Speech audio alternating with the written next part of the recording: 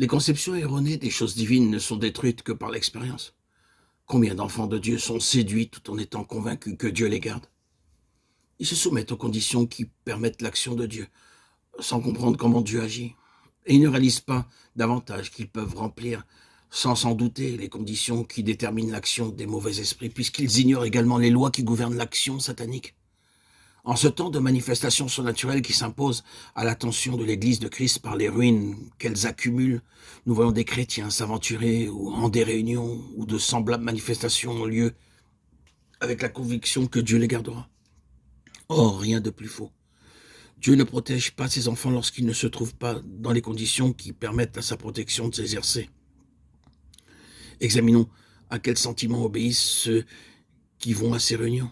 Leur confiance recouvre des idées fausses ou des sentiments blâmables, quoiqu'ils ne s'en doutent pas. Ce peuvent être la présomption, la certitude de pouvoir juger ce qu'ils verront ou entendront dans l'ignorance, où ils sont de leur incapacité totale. Leur confiance est donc basée sur l'ignorance. Elle ne saurait venir de Dieu. La curiosité, un esprit de curiosité plus ou moins précis, plus ou moins avoué, le désir de voir ce qui est extraordinaire. La volonté très arrêtée d'aller quand même à ces réunions, ce qui les empêche de s'enquérir vraiment et sans arrière-pensée de la volonté du Seigneur. Le secret espoir de recevoir de nouvelles bénédictions, désir légitime, sous lequel se dissimule quelques ferments d'orgueil, par exemple. L'ambition égoïste d'être le premier dans le royaume de Dieu. Chacune de ces causes cachées peut empêcher que la protection divine ne s'exerce en faveur du croyant.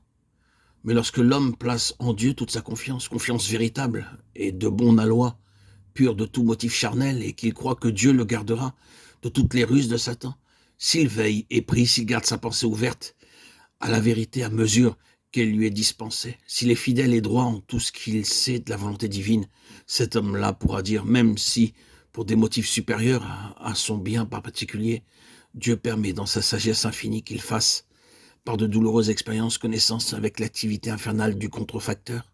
Le Seigneur m'a parfaitement délivré de toutes les embûches de l'ennemi, de Timothée 3,11. Le second objectif des vérités que nous exposons dans tous ces audios et que le résultat ultime de leur application, c'est d'emmener l'Église à prendre la place qu'elle doit occuper à la fin de la dispensation en vue du retour du Seigneur. Ce retour du Christ, ce triomphe, qui implique le triomphe des victimes de l'ennemi et leur ascension vers le trône. Et là, régnant avec leur Seigneur, les rachetés jugeront les anges. 1 Corinthiens 6, 2, 3. Ce retour entraîne donc pour l'archange tombé l'humiliation la plus amère qu'il ait encore jamais eu à supporter, puisque l'homme racheté, fait pour un peu de temps inférieur aux anges, Hébreux 2, 5, l'homme que la chute avait presque mis au niveau de la brute, est alors élevé à nouveau et mis au rang des princes au-dessus de la position exaltée qu'occupait Satan lorsqu'il était l'un des principaux archanges, jusqu'au point de partager la nature, la vie même et la gloire du Seigneur à titre d'héritier de Dieu et de co-héritier de Christ. Romains 8, 17, Hébreux 2, 11, 12. Il est élevé avec celui qui l'a racheté bien au-dessus des principautés, des puissances et de tout nom qui se peut nommer dans les cieux ou sur la terre. Élevé avec le Seigneur dans son triomphe et avec lui, il exerce alors le jugement sur l'ennemi vaincu. La perspective qui s'ouvre devant Satan, c'est l'abîme et l'étang de feu. Mais pour les victimes rachetées et victorieuses, c'est la glorieuse espérance de partager le trône du Fils de Dieu.